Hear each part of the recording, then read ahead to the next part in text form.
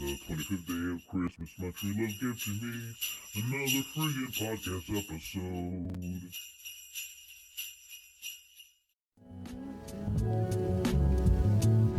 Good morning. Welcome to the Morning Coffin Podcast with juanblak.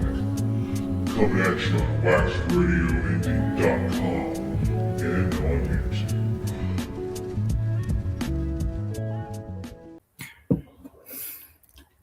Oh, you heard me talking shit, so you came back, huh?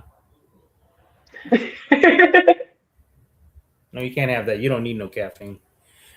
Good morning. Welcome to the Morning Coffin Podcast, the morning show that records late at night. And today is a special fucking day. Actually, wait, this episode's coming on Christmas, so that makes this even more special. And I think it's the last episode for the year. Oh, shit. So, joining me today for this episode, longtime friend, Janaea, also known as Doomsday. I know that hello was totally different than how I look. Now, would have been like, "Hi guys." That would have been. That's literally me most times. So, how you doing? I'm good. Oh, I cut you off while you were in the midst of the introduction now. Oh, yes, it was. But yeah, Doomsday is a DJ in DC for Slings and Arrows, or like a few different spots, or you just at this point I'm pretty much rounding, but yeah, it is with Slings and Arrows. I have officially spun. Actually, I have spun for Slings and Arrows, but it was for the album release for the creator of Slings and Arrows band Cemetery Sex, which is also great. Oh, check them out. Yeah. Oh, so yeah, Cemetery Sex. Both yeah, she made Slings. The actual activity. Yes. I mean, sure, having headstone gravel in your crevices ain't fun, but there's payoff. Like, oh, great. Then you can say, dude, like, hey man, I give great headstone. Wow. I don't know. All right, I'm sorry. Please. But yeah, I am Doomsday. I am a native Washingtonian, meaning I was born and raised in DC since the 80s. And I grew up seeing a lot of changes in DC, and that also includes the subcultures here. And I am unapologetically Black, which is something you really wasn't seeing in the goth scene in this city. Even though DC is, even though that's when it has gotten a little, like, not even a little, that's me putting it lightly. Gentrification has really been running amok here, but it is still a historically Black city. It is still Chocolate City, no matter how they try to push us out. And one of the things that you notice, you really did not see that a lot in the scene, in the goth scene, that it was very surprisingly white. And even in the punk scene, it was surprisingly white. But there was like maybe little pockets of minorities. Like maybe you might see two of every ethnicity. You might be a Black man, Black woman, and they don't know each other and don't want to know each other. You got a couple of Latinos, usually one male, two female. I may have seen maybe a few Asians. I've seen more Asians in the scene now than I did back then. Nice. Yeah. So I can say later on, it's gotten more diverse, but it took people that may look like me to have to say, fuck waiting for the white folks to give us a chance, and just made our own spots, and they're thriving. That's how we got to do. Because it's like, I mean, you can't wait around because no one's gonna just give you anything. It's just you got to make your own. You got to go out there and take it for yourself, you know. But I've been in the city for like quite some time because I've been always into like spooky things growing up, especially being an 80s, 90s kid. That was like the peak. That was almost peak grooming period for goths or just anyone into like some wild counterculture because you had that representation in music and film and video games because everything was new. So it Yeah. was right for the picking. And I grew up watching horror movies. I grew up watching the Munsters. I was in a multi-generational home. So I was watching shit that was older than me. I'm little girl, me and my sister, little kids, watching All in the Family and the Jeffersons and stuff. God. And I'm watching Speed Racer and Lassie, but also watching every single cartoon that has come out, including the old Merry Melodies joints. Yeah. So I seen a lot of changes, and I didn't start going out in Cincy until I was of age. But I did have my experience to a goth club, and that involved me taking advantage of not looking my age because I used to go to the goth night Alchemy at Nation, which was DC's biggest club. It was literally those movie style warehouse clubs. Oh wow. Nation was literally the place to be in the East Coast. You had people coming from other parts of the US or even the world to go to Nation. And they had other events there. Like it was pretty much the raves were happening there too. So I was going to the raves, which was Buzz, and I was going to the goth night, which was Alchemy. So I was going to both of them. I was like 17 when I went to Alchemy. Oh wow. Yeah, because I stayed longer than I should because they did a listening party for AFI when they released December Underground. Oh wow. And they were like, for those that were of age, they could stay and get a wristband and free admission to Alchemy. I stayed because the fact I wasn't acting like the others, acting a fool, making it obvious they were kids. I was quiet. I already looked the part. They slapped a wristband on me before I could say, wait. And I just like, okay, go with the flow. I just made sure I didn't drink. I didn't get any booze. The only thing I was getting was soda waters and Red Bulls. And I was dancing and upstairs where someone hooked up a PlayStation. I'm sitting there playing Tekken. So that was my experience, was hanging around, dancing to like Depeche Mode and stuff while stomping people out with Yoshimitsu. That sounds like a great time. It was. Going back to school afterwards was hilarious. I was like, I went to the club. They were like, what? I went to a cop night. And they were like, where? Nation. They were like, oh, fucking Nation. And my parents, I already told my parents, like, I was going to this event. They were like, okay, just get home safe. And I said, I had some money also for a cab just in case. So I was in the clear. And I didn't stay too long. Like, I made sure I got in before midnight. That just to make it fair. Like, I already was pushing it by staying out, by being at Alchemy underage. I wasn't gonna go any further. I'm like, all right.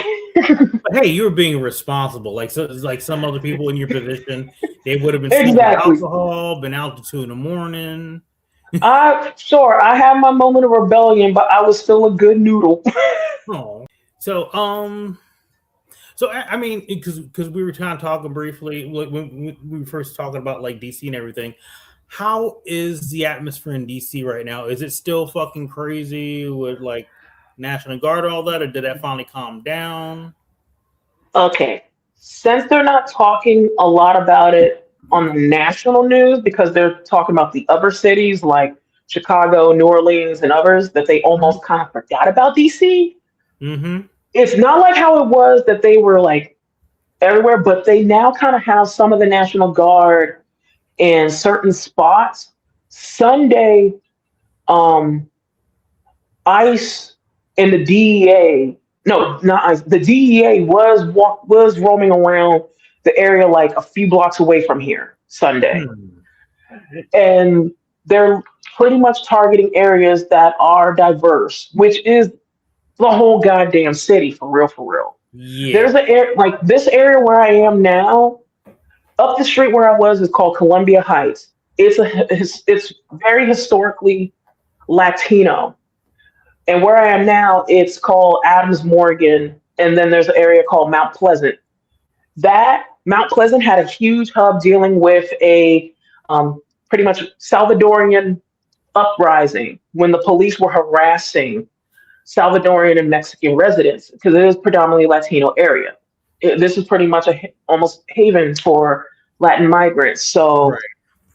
seeing them come back doing this shit again, targeting anyone riding the mopeds doing deliveries because some of them are Venezuelans that got here for asylum and everything. So they're here legally, but they're being targeted. There's been people getting detained by ICE in the middle of deliveries. Part of me, I think one of the delivery people that was coming with my pizza, and I got a notice saying that they couldn't complete the order.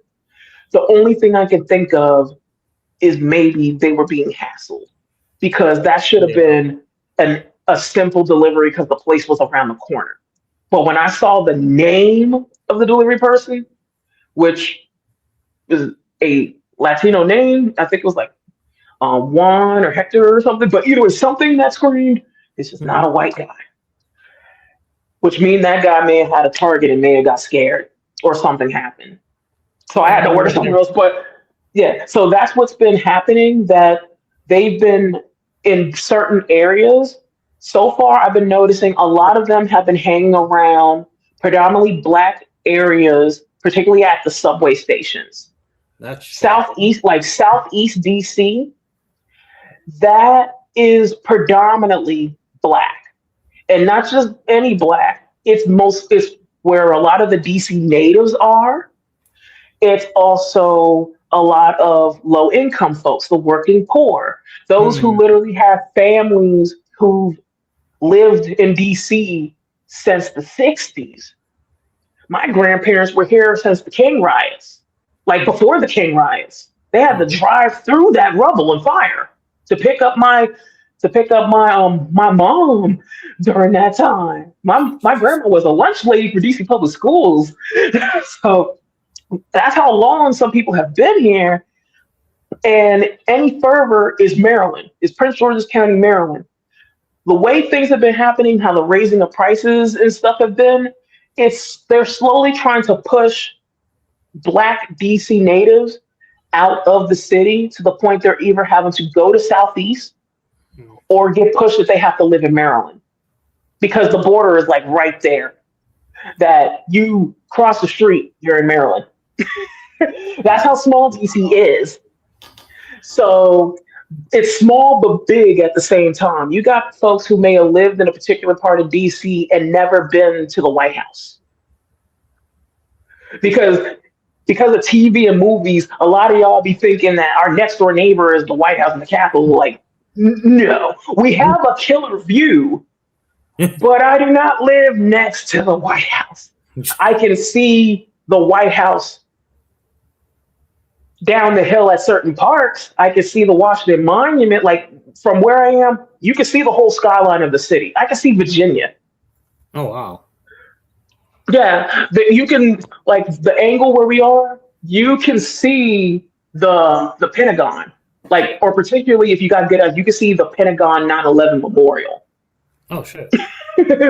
So we are literally in the center of Virginia and Maryland, of Northern Virginia and Prince George's County, Maryland. And then the other part of DC is you can see Montgomery County, Maryland, which is the more rich part.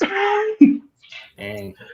So yeah, it's fascinating seeing this reaction, telling people who don't live in DC and they learn how DC actually is. They're like, oh, like those who come to other places and they are shocked at how many niggas they see. But I could say the scene has definitely gotten more diverse, but it depends on where you are. Because when I was going out, there was a lot more events, but it also, they were still not that diverse. It was like what I mentioned. It might be 2 or 3 of each ethnicity, Right. and it's usually by gender, like two black people, male and female, blah blah blah, and so on and so forth. And then maybe a few that are gay, a few that say they're bi, but it depends on how much they drink, and then some that are actually bi, and then you find those that are trans, or then the fetish folks. So it kind of crossed paths, and that's where it got a little icky when it would be like the fetish crowd and the goth crowd, which are usually sometimes the same, but then there's some vast differences. Because one, you got some that be trying to fetishize the other, and that ain't cool. That's where you end up dealing with a lot of weekenders, the ones that they're pretty much normie as fuck. They only start being weird or whatever on the weekends, right? Which aren't even really goths to start with. But that's what the DC. But that's what the DC scene was. A lot of that was a lot of the DC scene when I was going out during like early 2000s and stuff to like 2012. It was a lot of weekenders. A lot of weekenders with good government jobs who were buying expensive ass stuff from Shrine, Lip Service, and all this other shit, who just wanted to hear new wave and future pop and synth pop, and they barely were listening to actual goth music. They were the ones who would leave out if you played actual goth music. Posers, and some of them are the ones that end up going to the lovely group you were about to talk about. Right. Yeah. But now it is diverse to the fact that pretty much the Mid-Atlantic area, there's a good amount of places that aren't run by cishet white men anymore. Like you have Slings and Arrows, which is run by Anastasia, who's, as I mentioned, lead singer of Cemetery Sex. She has done that, and it has been quite successful, and literally the Black-run, Black-centered goth night. And it's diverse. It ain't just Black people. You'll see Latinos, Asians, everything under the sun, and especially when it comes to the queer community, because Slings will have drag events. So they'll have drag performers. And one of the performers who will perform at Slings, Jane Saw, she has an event called Hellfire Club. It's literally a queer goth night with drag performances. Then you have Club Obscuro, which is run by Latin women of color. So it is a Latin goth night. So you're literally hearing cumbia and rock and Espanol. So it's very Latin centered. Ooh. But it's still inclusive as fuck that everyone and their mama is in there, and it's barely a lot of white people. That's what I love that we've been seeing with Slings. The white people are the minority. Same with Club Obscuro. The white people are the minority. And Baltimore, honestly, Baltimore is literally like a freak's paradise. Like, for real, there's so many events to choose from. If you're into metal, you're pretty sure it would be Freetown, you know? I love it. Yes. And oh my God, the variety. If you want stuff with like punk, metal, or whatever, there's the Auto Bar. There's the Depot. There's but even when it comes to like the venues, there's so many. There's Protoplasm, which is run by a trans Arab woman running that one. There's Black Celebration, which is run by Black man and woman, Gerard and Hello Kitty, so shout out to them. There's Bale Parting, which is another trans femme-centered goth night, and if I can remember, they have a Black DJ, Black femme DJ, so there's variety. Nice. So, and Virginia Virginia has Fascination Street, and then there's this other called Church of No Return. If I remember, both of those are in Fredericksburg, Virginia, and that's more aimed towards the youth because it's near the college William and Mary. So you got the college kids doing like some great shit there too. And then you got Richmond like with Fallout. So there's options here. And there's in Northern Virginia, there's a spot called the Renegade that has that Dark Constellation. That one is also a woman-run goth night. So there's a lot of variety to pick from, which I'm very glad that has happened. It just sucks that it took so long, but at the end of the day, good things take time, and that's a perfect example. Yeah, exactly. Fun fact: my family, on my mom's side, are originally from Baltimore, so that probably explains me. Yeah. I had to get out there someday, check it out. I've never been. If you ever go to Baltimore, you're gonna have a ball. If you go, definitely go to the Depot. That's where a lot of cool events be happening. A lot of goth nights, metal nights. Like there's options, but it's definitely for someone who's into like underground music. Baltimore is definitely a haven. Like that's the home of Maryland Death Fest, which is like a huge metal festival that happens in Baltimore. Yeah, Maryland Death Fest. Like pretty much DC has like when it comes to punk and everything else, but because of what's been going on with National Guard, then there's when it comes to the infrastructure, because DC, one thing you learn, driving can be hell if you don't live here. Because DC's way it's designed is to make it hard for if anyone was to cause any trouble, they will end up getting stuck. That's what one way to describe it. DC is pretty much a federal fortress. Because they changed the roads up. If it ain't the traffic cams that are gonna whoop your ass, it's also the fact that they started making streets that used to be two-way streets, one-way streets, and a whole bunch of other shit. Because they wanted that it's harder that if someone was to cause trouble, like an attack or anything like that in the city, it would be a little hard for them to escape. Right. Not easy to catch them. Yeah, that's why they've been trying to tell. That's why they always stress that we're not a like chase and pursuit type of city, because you got streets that may have been a two-way street one week, and then a month later they made it a one-way. So you know how many accidents will end up happening and do.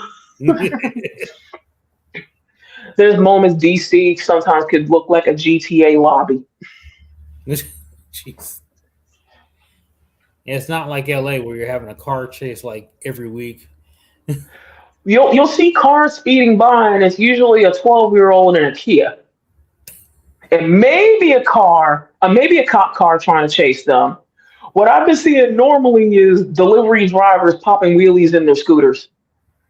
That's what I've been seeing lately, and it really feels like I'm in a GTA server because of that. Like, that is the fourth fucking motherfucker to do that.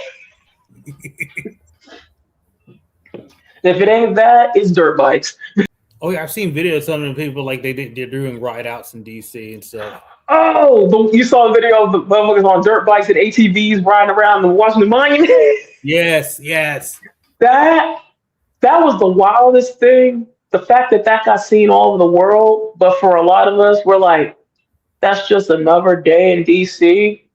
It's just we thought they were bold to do that on the federal ground, because normally they just do that up and down the street. They never would dare to do them all. Those were some bold motherfuckers to do. Yeah. Because we have multiple police here, so that was not just the regular DC police. That was DC police. That was Park Police. That was Secret Service. That was Capitol Police. Like, we have at least 30-something different cops in this city. That's why we're like having the National Guard here is just overkill. Like really, especially if they're out of state. They're not even here. Like this is just a vacation for them at this point. Because I've seen video, they're actually had them walking around like picking up trash. I'm like, yeah, I've seen some literally looking bored as hell. One actually tried to ask me like, "What's the best pizza shop here?" And I'm just like looking at them like, "You think I'm gonna answer that to you?" So yeah, they bored. we know that was all done just to make a certain someone attempt to look good, which it didn't. It didn't work. It didn't. I love what I've been hearing in New Orleans. People finding voodoo dolls and ashes. I'm like, yes, keep going. New Orleans is not the place you're gonna want to fuck around with that. Absolutely not. I hope they get lost in swamps and gators eat them. That's all I want to hear. I want to hear someone get lost in a swamp and the gators get them. Can I help you? Oh, you have a question, Kenny? You want to say something? Two of them. I thought you just had one. Yeah, this is Toast Sister Beans. This nigga petting beans. I get to use my beans jump around like this nigga petting beans. Oh wait, hold on. Oh, that is a big bean. Just dropped something. It's a big old baked bean. Built like a baked bean. A baked bean. So cute. Yeah, I want to get out. All right. No, what did you just I heard this. That took me down.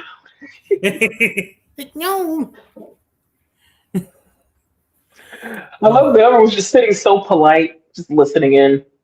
Oh, that's what she do. I think they heard me. Like what? You want to say something? Yeah. Meanwhile, the rest of the cast are running around losing their shit because they always do. Whenever I'm out, I have a microphone. That's when they decide they want to act up.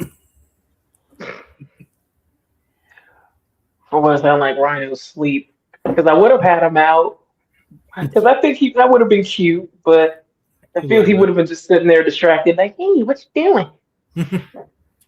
What's that?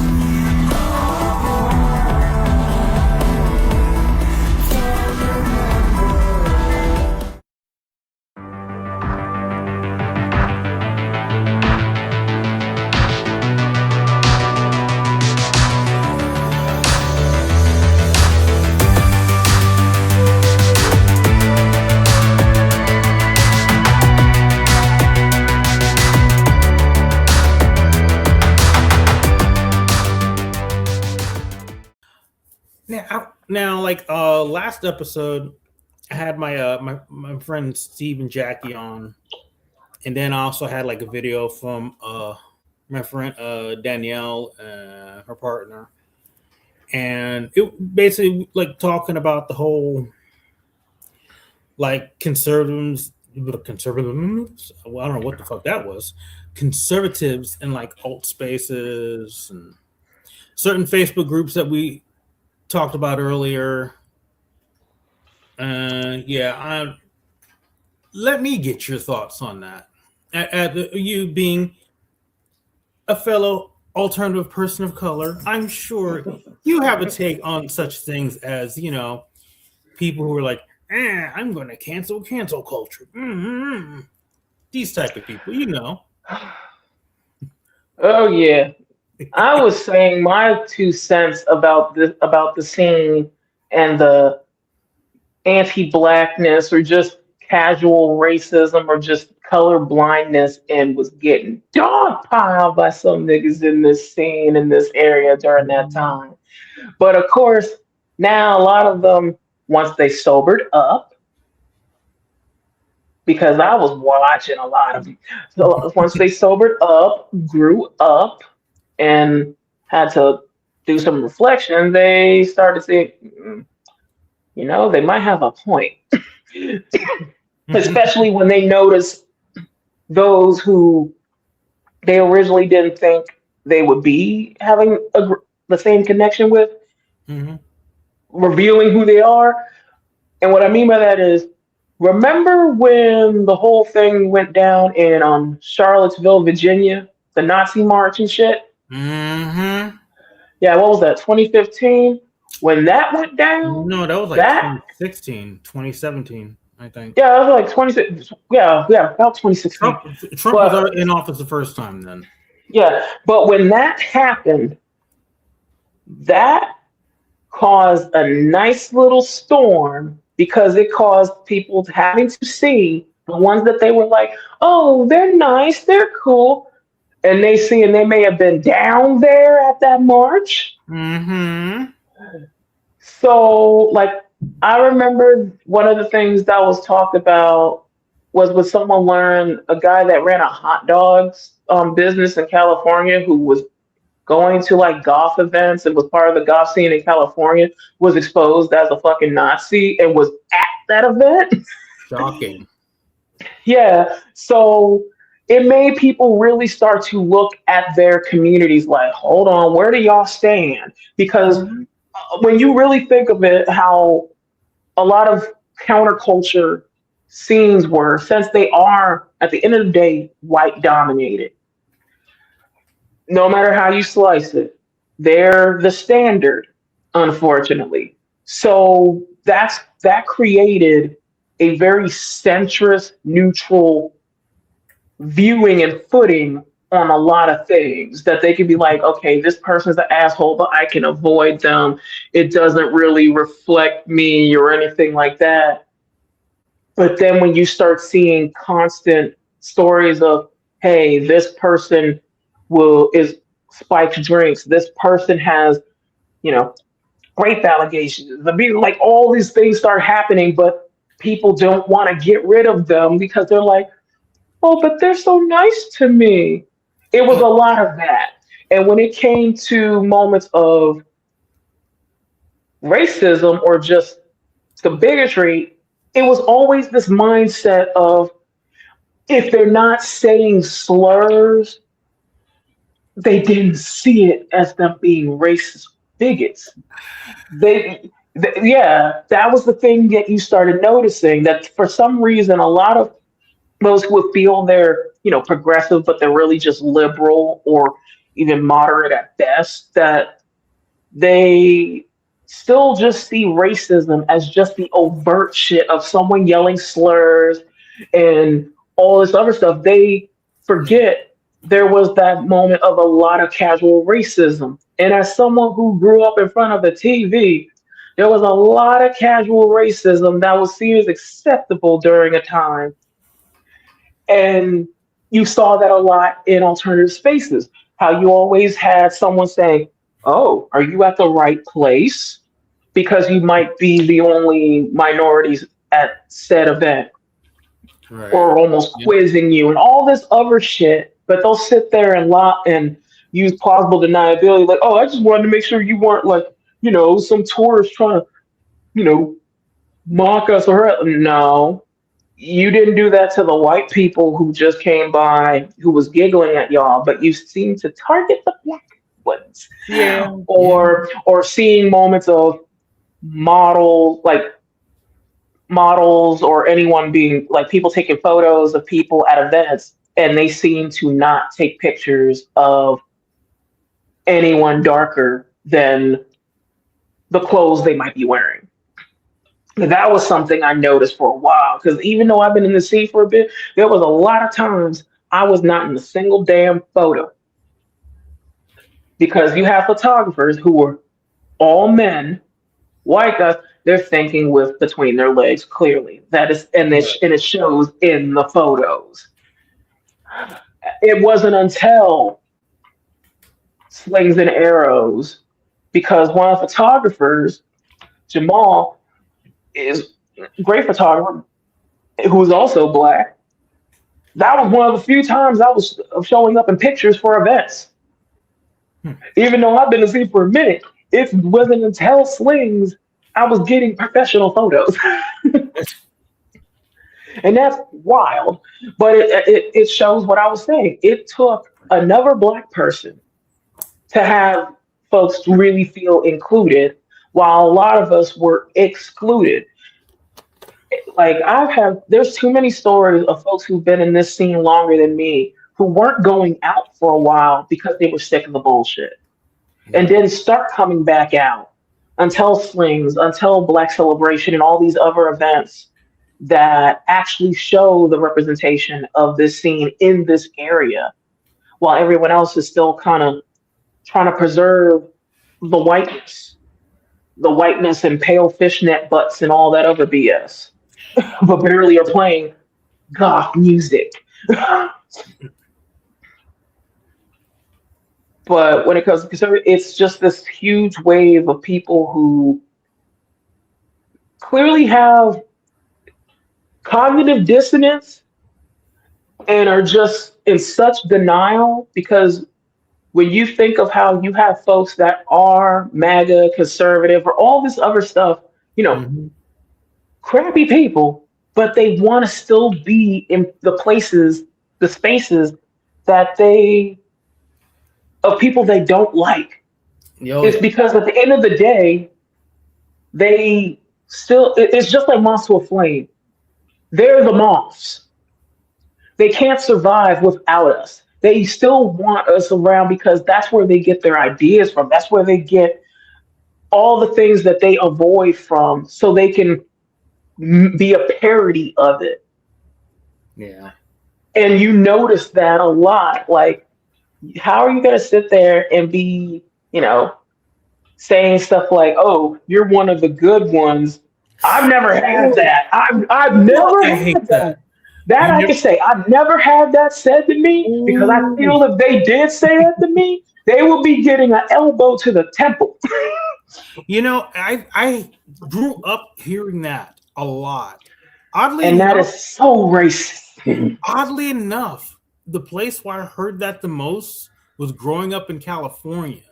You would think I would have heard that here a lot, but that's actually not that shocking when you reminded how racist California is. Like Northern California and some parts of Southern are like whole different places. It's almost like going to Alabama. Well, I mean, you also kind of consider it too, also because like I was living in Hollywood at the time, and a lot of the street kids hang out there. Whoever they came from, all other places, so they weren't necessarily they weren't natives. Yeah, but they still brought that whole mentality with them, and I remember there was this one little skinhead that used to like hanging around me. It's like you're black, but you're like a cool guy. You're one of the cool dudes, man. You're black, but you're cool. And I'm like, what makes you think that's a compliment? Exactly, like that is not a compliment. That's on the level of someone saying you're cute for a big girl. I'm like, why do you think someone being fat equals ugly? Right. I've met more skinny, ugly motherfuckers and more hot, fat motherfuckers. Really? Is that how you're showing your frustration over the situation? You're gonna knock over your cans of Campbell, like, yeah, fuck those guys. I agree, Kitty. I was wondering what that was. Cat was like, hell yeah. She's like, yeah, fuck the system. Yeah, fat people have better treats. Yeah. Yeah, why do you think she lives here? But you really see that there was moments of people that would avoid you. That was what I had. I had folks that were avoiding me. It felt like I was being avoided. Like, even if I look the part or honestly look better than them, because I always had my own sense of style and not looking like some cookie cutter shit.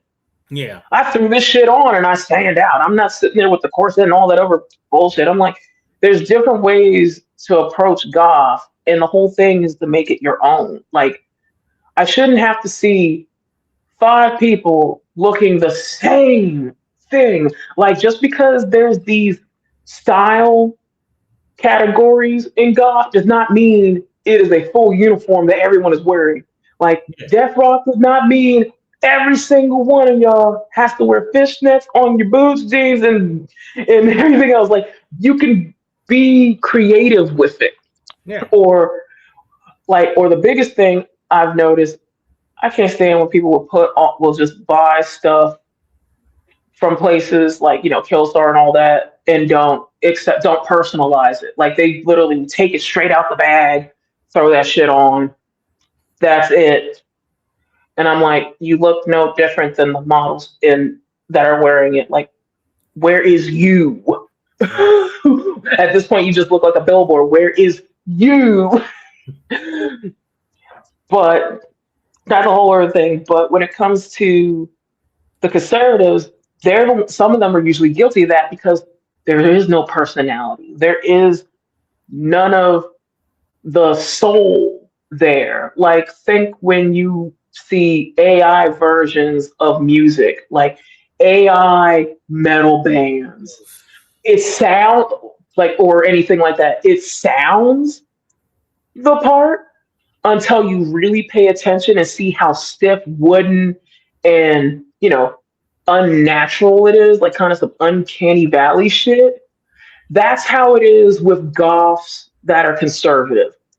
Because at the end of the day, you would think they're one of you, but then they show otherwise, and not understanding the reasons why we look the way we do, and so we can find our tribe.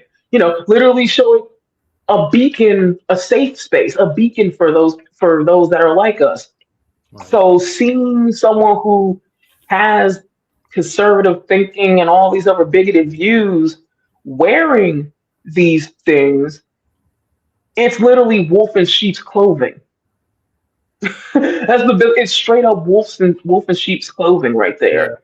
Yeah. So especially when you got those that will sit there and say goth isn't political, or saying there's no politics in music at all, that's when you sit there and go, you clearly are listening to this music for the sound and not the words.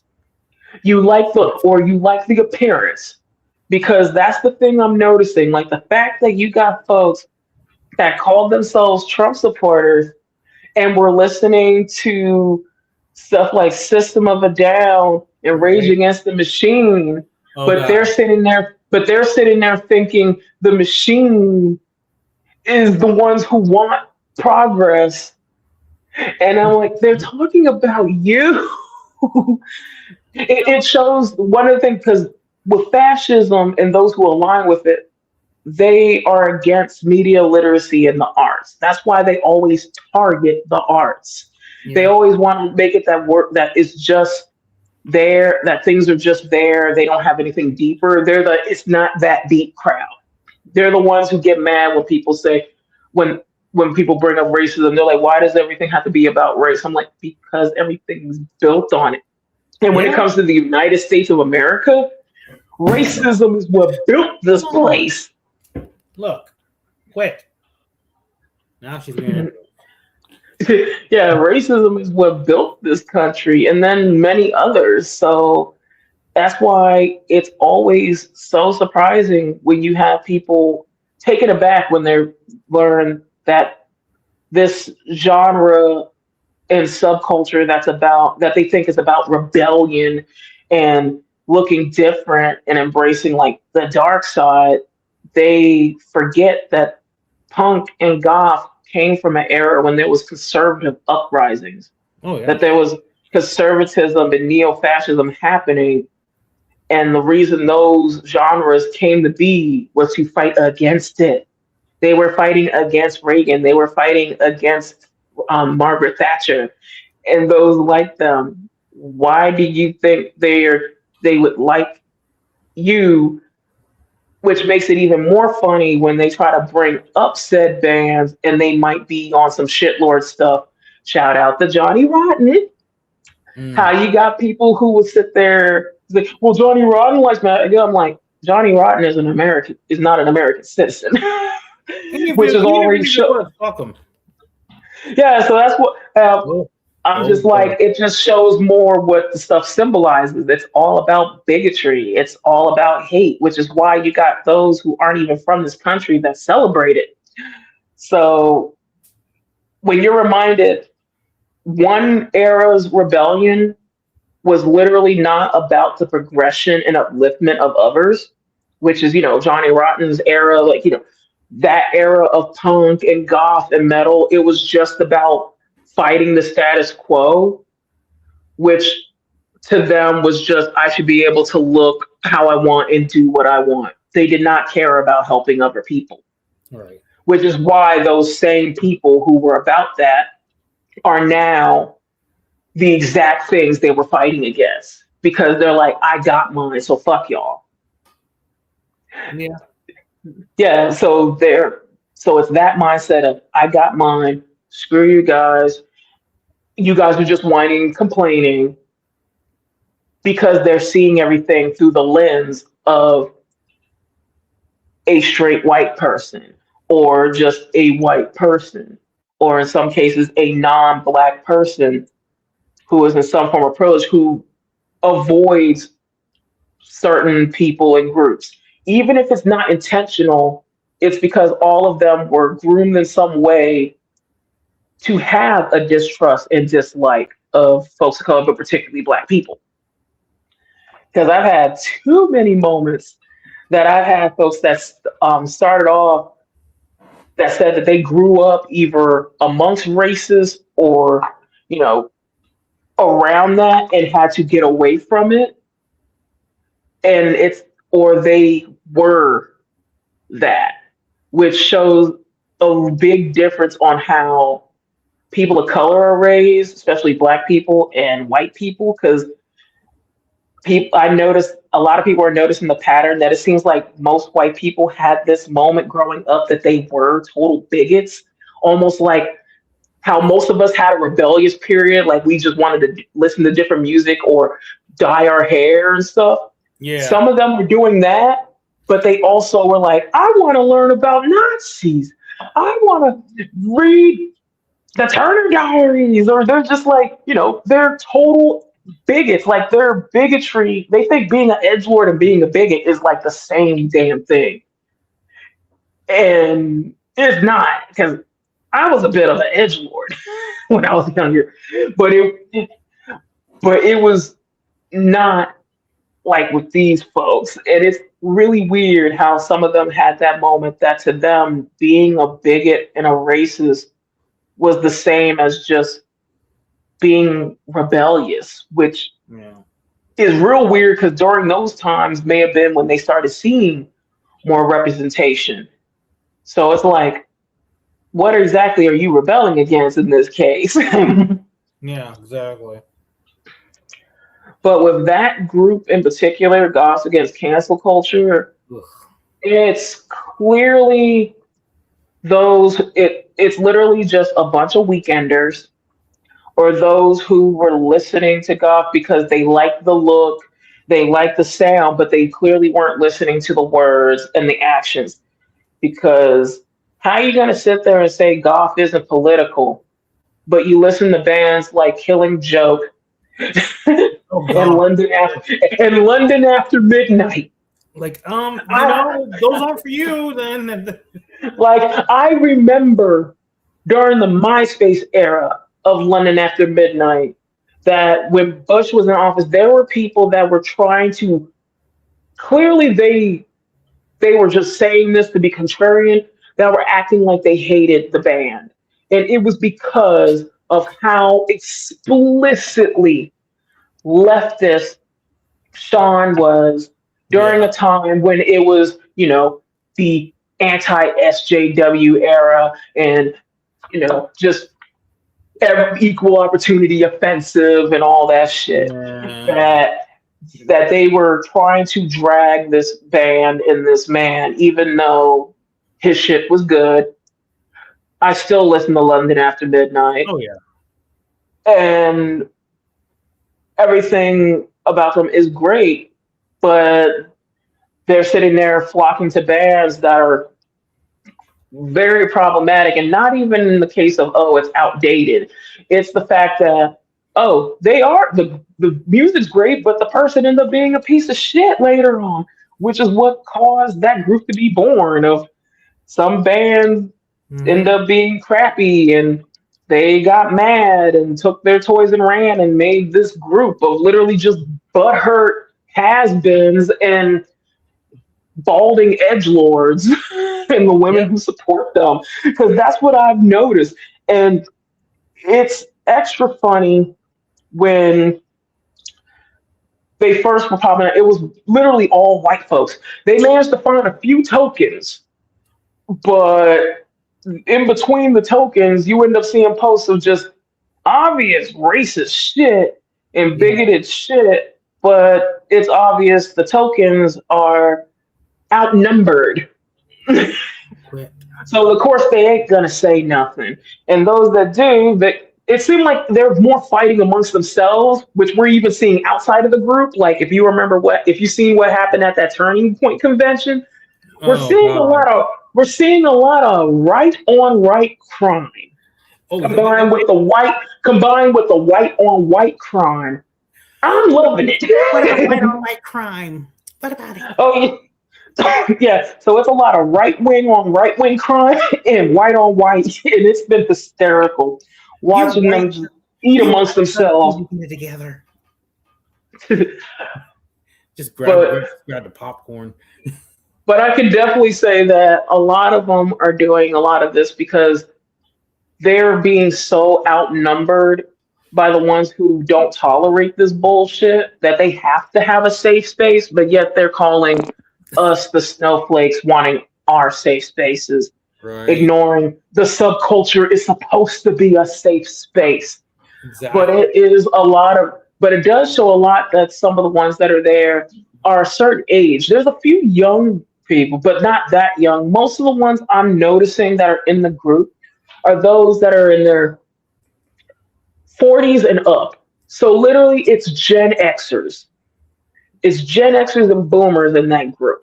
And as someone who's in the middle, who's a zennial, that there's a big difference. If you grew up in the 90s, you remember how a lot of the Gen Xers, a lot of it was about just, being rebellious, in your face, equal opportunity offensive type shit. But they didn't really stand for anything. Yeah. And if they did, it was social causes, but it was stuff that was didn't involve human beings. It was stuff like save the whales, the rainforest, stuff like. They didn't really say much about helping people. The closest you may see might be a white guy with funky dreads with a Free the Bet shirt. Tell me if I'm wrong. I remember that. Yeah. So it was definitely that, which fast forward, they end up getting their degrees, they bought their houses, they got decent jobs, and once they got those privileges that they were whining about, they became the thing they hated because they were always that. They just wanted to have the same things as the boomers had and pull up the ladder afterwards, because that's literally what happened. Most of Gen X is just diet boomers. As a Gen X, I can confirm a lot. A lot of us are. A lot of us aren't. A lot of us are like the opposite spectrum, which is weird. It is super weird, but it ain't too surprising when you're like a perfect example of who I'm talking about with this. Do you remember the VJ Kennedy on MTV? Yeah, I remember. Yeah. Counterculture in your face, literally was seen as real life Daria. Where is she now? She's on fucking Gutfeld on Fox News. Perfect example of what I'm talking about. They just wanted the privileges of the boomer. Yeah, she's been on Fox News for a minute. They just wanted the perks of the boomers and the boomers and whatnot of the Reagan era. They didn't care about people. The closest that Gen Xers cared about people was when the West Memphis 3 case happened. And that was easy for them because that was white boys. They weren't saying shit when it came to Central Park 5. Mm-mm. And the reason I can say it, because I was a little girl when the West Memphis 3 case happened. And I was definitely into it as a black girl who was listening to the same shit they were listening to.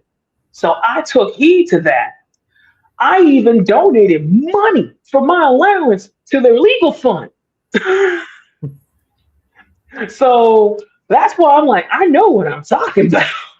And fast forward to now, they're doing it. They're doing the same thing, including some of the white millennials, especially white goth millennials, because their version of the West Memphis 3, the Sophie Lancaster case. Sure, what happened to her was unfortunate. That should not happen. But it is very telling when you will see white folks in the scene who will have a moment to talk about that, but may not say a thing about Tamir Rice, Trayvon Martin, and all these other. In fact, some of them may have been the ones who were spreading literal fucking conspiracy theory, racist rumors about Trayvon Martin, saying, "Oh, he was the drug addict. He got suspended for smoking weed. He was gonna make lean." And I'm like, what does it have to do with him being followed by a grown ass man and killed who wasn't even police? Yeah. And they can't say no. Literally, they tried to find ways to justify that boy's death. I remember that shit. I remember they did that to Mike Brown and many others. That they all were like, why do they have to be so aggressive? Why are they burning things? But yet they sit there and listen to music talking about revolution and fighting the man. There's a lot of cognitive dissonance. You can't sit there listening to fucking KMFDM, hearing audio like black man, white man rip the system. And here you are getting mad at those fighting back at the system because they're not doing it the way you like. Because you have this weird pacifist mindset, but yet, if you knew your history, pacifism does not bring change. Because if that was the case, we would have had it. And then they use excuses like, well, maybe if they didn't do this, or maybe if they didn't say that, or if they didn't dress like this. You know how funny it is to hear someone talk about the appearance of somebody, but yet they want to dress like homeless vampires and aristocrats?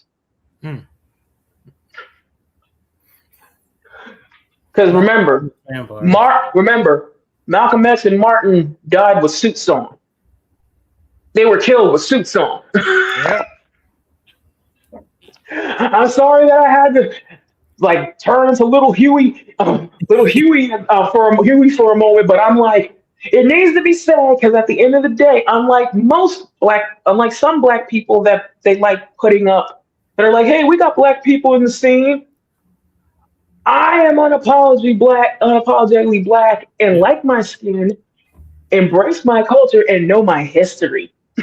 You got some, sadly, they don't have that they've been, the coon chip has long been amplified on them.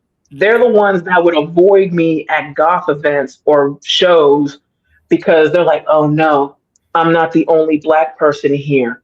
I got competition. The ones that won't give me the nod if I'm not that. Yeah, but I bet you know, once you notice it, that if you go to bed and you see someone who looks like you and you try to give them a nod or, a wave and they want to look the other way, it's because they wanted to be the only one. They like being the pet, especially if they're hunting to date someone outside of their race. They immediately are like, oh no, they might take the white guys from me. I'm like, I don't want them. But that's something that you notice. So that's why I had to say what I had to say, because it's like, it's a lot deeper. Yeah. Like, a lot of this is systemic because, as I said, it's wild to see a subculture that literally came from, sure, part of it did come from Gothic literature, architecture, and all that, cemetery culture, Victorian era. But think of what I just said. All of that is stuff from Europe, white. But yet, a lot of the aesthetic of goth, outside of the aristocratic Victorian shit, which there were black people in the Victorian era that were not servants. Yes. There, when it came to the punk part, because goth came from punk, no matter how much they try to ignore that, the aesthetic, a lot of the things from the aesthetic came from different cultures, indigenous cultures. Between the nose chains, the waist bells, a lot of that came from either India, Africa, like so many different cultures, but a lot came from African cultures. The Unk, for example, I remember making a post years back saying white goths love the Unk but hate black people. And motherfuckers got mad because you have some that keep thinking Egypt is not Africa for some reason. That they act like, oh, that's different, but yet they have body modifications and all sorts of aesthetic that came from Africa. The sounds came from black people. Like, if it wasn't for reggae and dub, there would be no goth music. Right. Like, Bajas was literally inspired by reggae and dub. She's in Parties is a dub song. Bela Lugosi's Dead is a dub song. That is black music. Rock and roll came from blues, gospel, jazz, like all of the instruments came from black people. The guitar, the piano, and drums came from Africa. So no matter how you slice it, no matter how much they want to try and Euro-center goth, niggas are always there. Because if it was solely, exclusively just focused on the European factors, it would have got boring very fucking fast. And sadly, it would have leaned to fascist aesthetics a lot quicker. Because I know we bumped into people who were dressing like fucking Nazis, but we're swearing up and down, no, we're not. I'm like, you're looking kind of Third Reichy to me. Yeah. Little goose steppy here, sir. Yes, like you saying you're not racist, but your laces say otherwise. And watch someone's gonna whine about lace code is dead. I'm like, it depends on where, and for some, it ain't dead. Just like how people say they're not into politics, politics are into you. Yep. And they in deep. Some of us, our existence is political, whether we want it to be. That's something that I was stressing for a while lately. Is like, you could sit there and say, "Oh, not political," but you're only saying that because you are the default. You are a straight cisgendered white person, so of course you don't think it's political because everything was built around you. Right. But for anyone else, everything we do is political.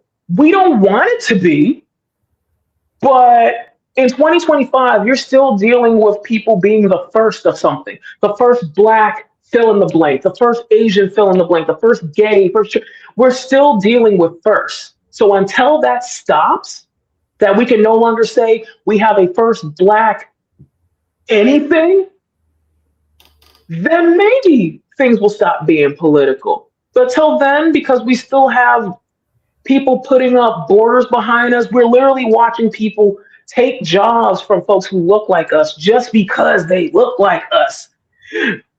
So that's more why it's that anyone saying this stuff now, with all the things happening around the world, especially in the United States, all they're saying is stop fighting and accept it. That's pretty much it. Anytime you hear someone saying this bullshit of, oh, not everything is political, or I'm not in the politics, or why are you causing drama? All they're saying is surrender. Yeah. Don't do it. All they're saying is, I'm a coward. How dare you rock the boat? And from what it's looking like now, which I'm glad, people are saying, fuck the boat. They're taking the ship with them. They're like, nah, we the captain now.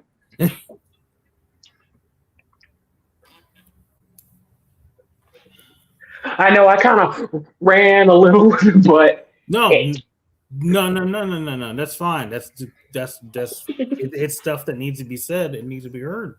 So yeah, no, absolutely, no, 100%. I kind of turned this into the McLaughlin group a little bit. Like I said, when you're like I said, being a DC native, politics are around you everywhere you go. So most people from DC, especially old DC, all sound like me. DC public schools is very good when it came to education wise. I can't say how it is now, or it depends where, but we ain't dumb.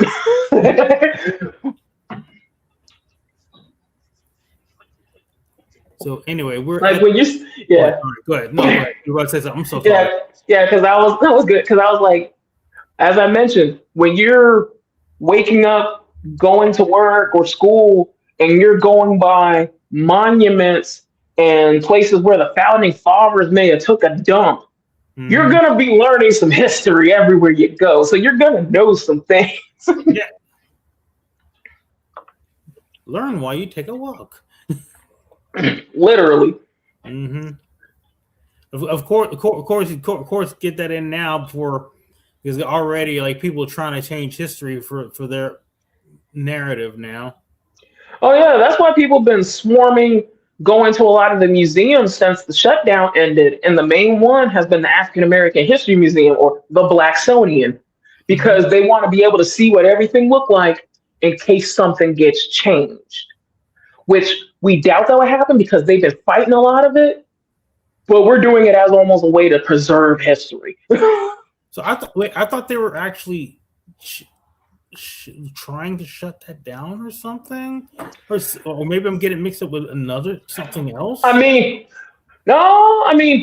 you have some races that were talking about that, but because federally and land, they can't do that. That place was just built beautifully, like it visually stands out. It's literally one of the most beautiful buildings in the city next to the Smithsonian Castle. So it ain't going nowhere. If they were to shut it down, hell would break loose. Oh, damn. Because when you consider it, because it's not just federally funded, it's public funding. Oprah Winfrey, Bill Gates, a lot of people put money in that place. So that's why they can't touch it. Okay, that's good to know then. Oh yeah, they can't touch that joint because of it. Too many people put money in that place besides the government. That's what's really preventing them from having to harm the place. Okay, see, I'm glad I'm talking to you about it because you're actually there and you know. So it's like, fun fact, I'm in the museum. Okay, won't repeat that again. I'm in the museum. Oh, yeah, I posted it a couple of times. There's a booth there that people could talk about like the reflections of being there. And the time I went during the grand opening, like around the grand opening weekend, and I did the recording. And everyone else can do it, but for some wrong reason, mine shows up the most because I've had for the last 3 years, people like friends of mine who went that said they saw me, or I've had people say they recognized me that just left from the museum. Like, I just saw you. I'm like, what you mean? I'm like, what? There. I'm like, what? Yeah. So that's what made it so funny. So I'm technically in the museum, and apparently mine gets a lot of attention. Hell yeah. Well, Yeah, I can hype that up. Yeah, as you should be. Shit.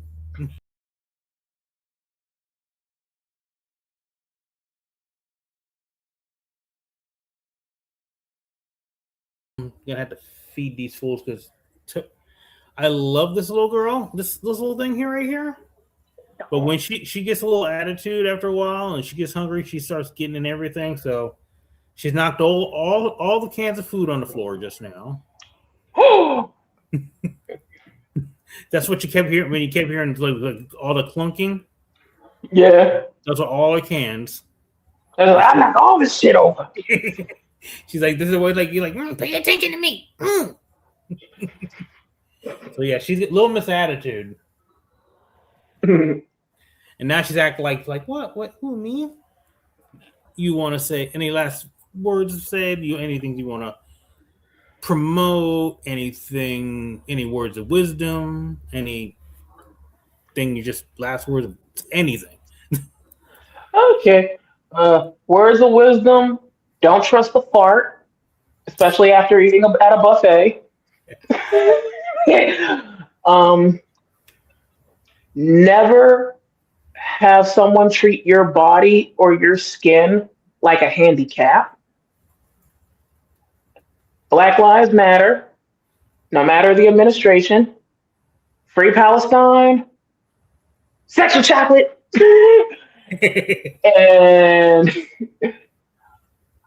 and free the people, we the people. But for those in the DC area, or if you're coming to DC, the next Slings and Arrows is January 3rd. I've been DJing at different spots. I got a gig coming up on the 16th. I'm excited about. And honestly, just one thing I could also recommend: some Black people to follow. Yes. Me, one of them. Yeah, me. My handles on everything is Doomsday DC, especially on Instagram and TikTok, which I need to start posting more on TikTok. But because of crap of is it banned, is it not banned, I just kind of was like, I'll leave it alone. But I might try and post more stuff. I think it's safe now. I don't think it's anywhere yet. I post my set list on my Instagram and a lot of other different stuff, especially my life and my dog. I can definitely say if you follow Anastasia of the Dark, that is the lead singer of Cemetery Sex and creator of Slings and Arrows. So definitely check her out. She's definitely an example of the youth needing the space to help the scene grow instead of having a bunch of old heads taking the reins. This is what happens when you have young blood in the scene, because then it thrives, because this is a true second wind of the goth scene in DC. Now to follow is artist_MDC. That's Jamal, who's an amazing photographer and African martial arts weapons historian, just a cool badass with talent. Definitely follow him for his art and photos for events. If you're in DC, definitely follow Slings and Arrows DC on Instagram. And for those who are using Facebook and want to find like events and things to do in the DC Mid-Atlantic area, make sure to follow Goth Industrial. Wait. I'm old now. I'm forgetting it. Washington DC Goth events, or we might have a tasting, but it has like all the different goth industrial metal shows in the area, so you can always find out where to go and what to do. Right on. But yeah, Nice. Oh, and definitely Club Obscuro. That's the Latin Goth night. And Black Celebration is the Baltimore Black Goth night, which literally it's a little bit of everything. I recommend it. It's fun. In Fascination Street. Yeah, awesome. Yeah, I'll definitely include, like, I'm gonna have you send me all the links, and I'm gonna put that in the description. Okay, cool. Because that will make it easier. Because I'm sitting there like, I think I'm missing one. Yeah. Just make a list, give it to me. I'll put it in the description. I got it. I have it covered. Also, if you have any flyers, send it to me. I'll put I'll make like a little video ad, and I'll stick them in this episode. I will do that. Cool. And thank you for hanging out with me. Thanks for inviting me. And maybe sometime, whenever you get time, maybe we can do this again. Sure. Yeah.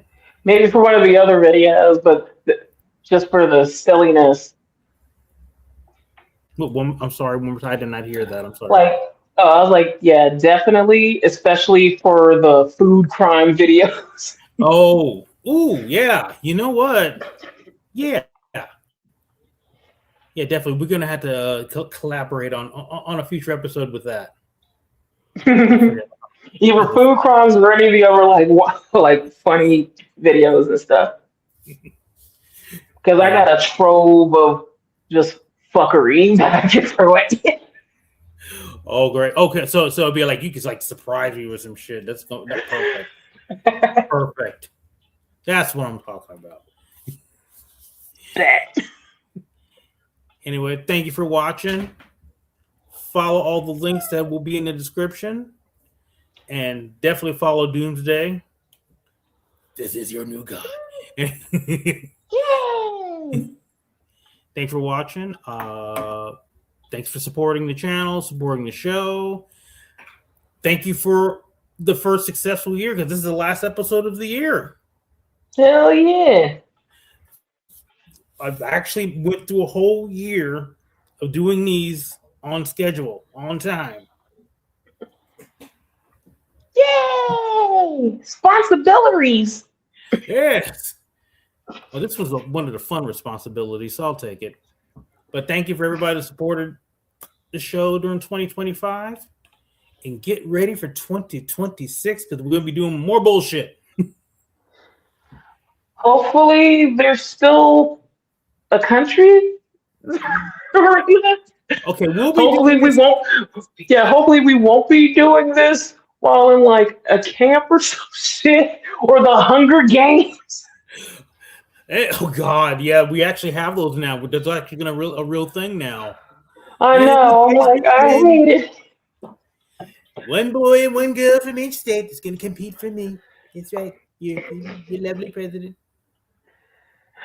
And it's between that and then wanting to have a UFC match here. I'm like, more proof why I say DC is a GTA lobby. I hate it. This country has become a live, in real life Saturday Night Live skit.